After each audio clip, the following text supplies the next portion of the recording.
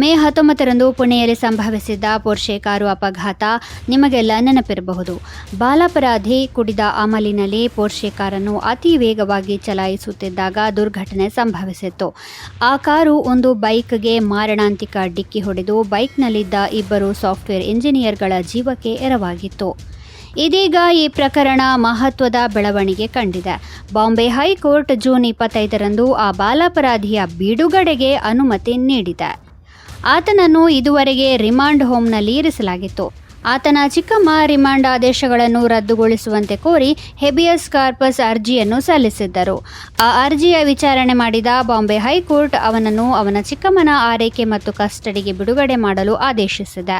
ಅಂದಹಾಗೆ ಅವನಿಗೆ ಮನಃಶಾಸ್ತ್ರಜ್ಞರೊಂದಿಗೆ ನಡೆಸ್ತಾ ಇದ್ದಂತಹ ಸೆಷನ್ಗಳನ್ನು ಮುಂದುವರಿಸುವಂತೆ ನ್ಯಾಯಾಲಯವು ನಿರ್ದೇಶಿಸಿದೆ.